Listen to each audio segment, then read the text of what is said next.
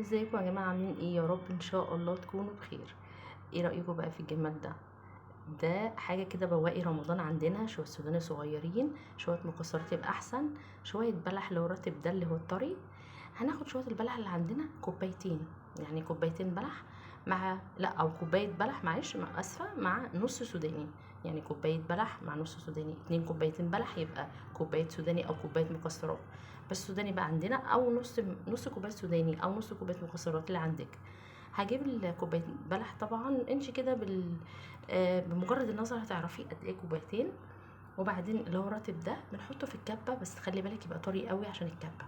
بعد كده بنطحنه، بيبقى قدامك كده زي العجينه معاكي.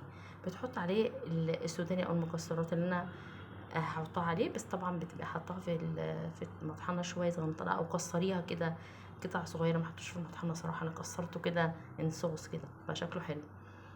وبعدين هنعجنها وتبقى زي الرول زي ما انت شايفه كده.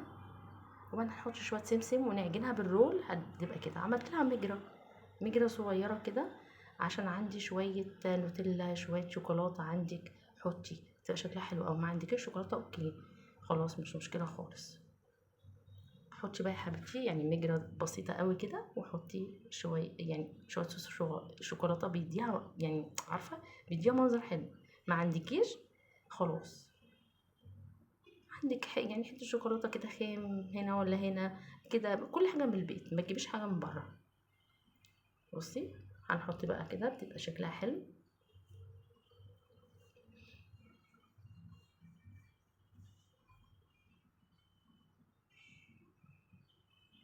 بصوا بقى الجو طبعا حر، هنحطها في التلاجة كده 5 دقايق، مش هنكمل 5 دقايق.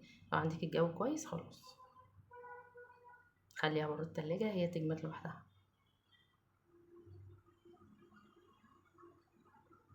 بس بعد ما تعمليها حطيها في التلاجة، لان الجو دلوقتي حر. لو عارفه في الشتا سيبيها عادي. بصوا بقى جمدت سنه اهي، بصوا تحفه. القطعه دي يا جماعه يعني فيها كميه مواد غذائيه خطيره بجد، وللولاد تبقى تحفه. لينا احنا مع فنجان قهوه كده او شاي اللي انت بتحبيه، حلو قوي. بصوا الشكل، يا رب تعجبكم. بالهنا والشفا، مع السلامه.